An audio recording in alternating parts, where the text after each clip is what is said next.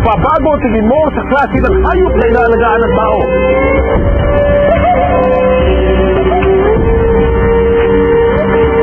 Kakayanin mo kayang mabuhay kung ang mga hayop na nakapaligid sa'yo mas malaki, mas malakas at mas maligsi kaysa sa'yo.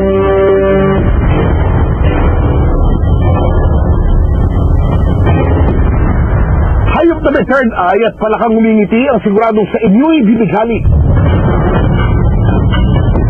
Astig na babae sa Quezon City, mga lost dragon at ahas ang trip na yakapin at paramihin.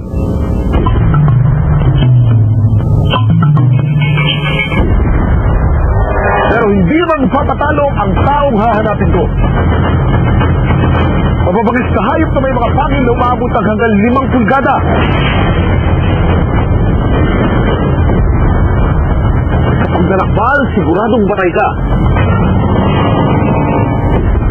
Yan ang hilig ng mapangahas sa animal lover na nag-aalaga ng mga animals na kasama sa listahan ng World's Most Dangerous Animals. Kahit sa mga pets natin ay marami pa rin tayong matututunan pagkat ang karunungan walang hangganan. Ang mapanuri, mapagpansad, mapangahas. Ito po si Kuya Kim, Matanglawin.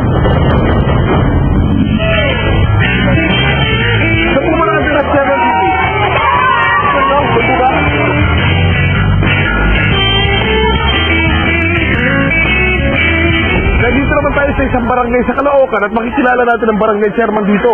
Napakarami ng mga constituents na tao pero marami rin siya mga constituents na exotic animals. Alamin natin. Saan po ba nakatira si Chairman Pee-wee, sir? Doon po.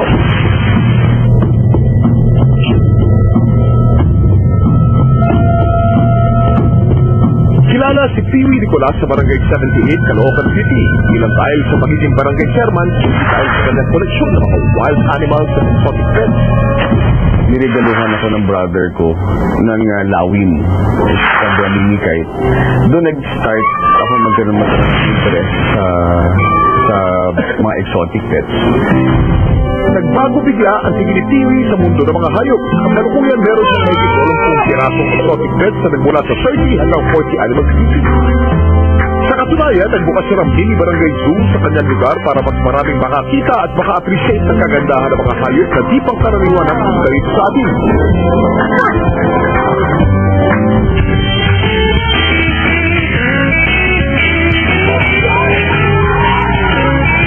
Ay, kamusta? Kamusta po?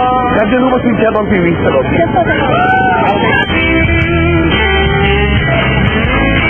Apo! Oy, Chairman! Ito ako.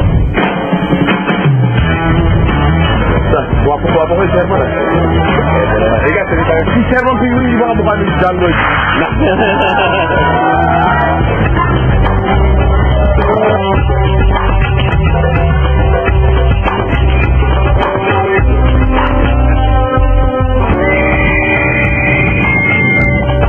Talagang napakaraming uri ng animals dito sa palibot ng bahay ni Chairman. Hindi lamang mga reptiles na rin siyang ibon, pareho nito Philippine Serpent Eagle. Kaya tinawag na Philippine Serpent Eagle dahil ang hinuhuli niya ay kadalasan mga reptiles at mga ahas. Pero sa sobrang amo ng mga animals dito, itong Serpent Eagle na kadalasan napakailap sa kalikasan, ay parang loro at pwede mo hawakan.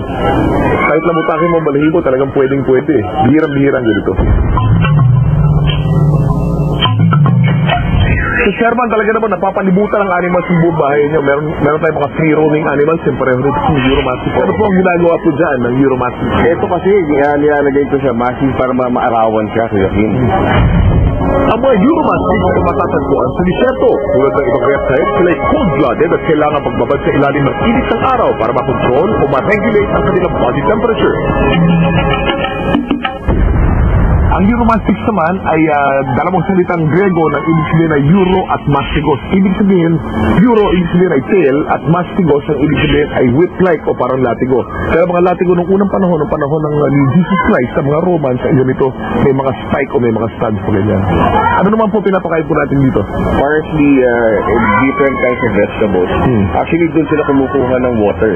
So hindi nila pinapainom po ito? Hindi po siya umiinom, Kuya Kim. Kakaunting mga exotic animal keepers ang meron ganitong uri ng reptile na kasama sa kanilang koleksyon. Napakaswerte niyo, meron po kayong Euromatic. Sir, bukod sa mga reptiles, meron ba kayong mga ibang animals pa, mga amphibians? Yes, meron tayo dito yung dumpy frog.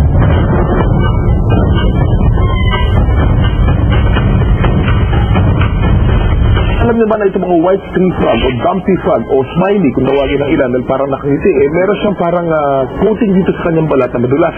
Ito yung kanyang protection para sa mga predator. Pag ito'y dumidikit sa balat ng tao, medyo makati. Ang mga milky white secretion ng mga dumpy frog ay nakakairita sa balat dahil may taglay itong mild toxin. Itong ginagamit ng dumpy frog bilang proteksyon sa mas malalaking predators. Pero bagamat nakakairita sa balat, hindi naman ito nakamamatay. Kanyang mga paa ay merong mga padding sa dulo. Ito yung parang kanyang special adaptation para siya kumapit ng pa-vertical doon sa mga puno dahil isa siyang tree frog at madalas makita nakadikit sa mga puno.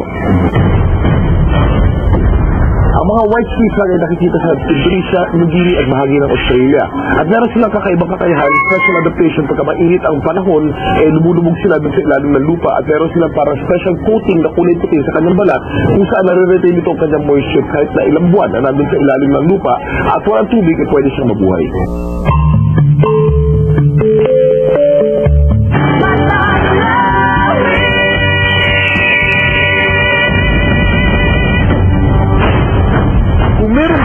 Buntot ay kahawig ng crocodile. Alam niyo ba, meron pa isang hayop sa mini-zoo ni Philly Nicolas na may pagkakahawig din sa buhaya. Good morning, Casey. Happy to be here. Masabi mo sa akin. Bating sa pag-wasok ko. Bakit nyo yung silaw?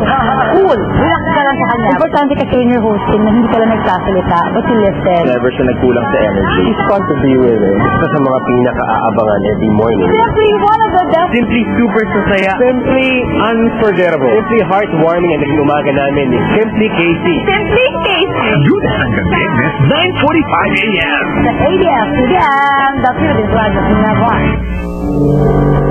Di mapakali sa init na nagpapalala ng dandruff? Cool ka lang with Head & Shoulders Cool Menthol. It removes dandruff 100%. Pampalamig ng ulo. Head & Shoulders Cool Menthol.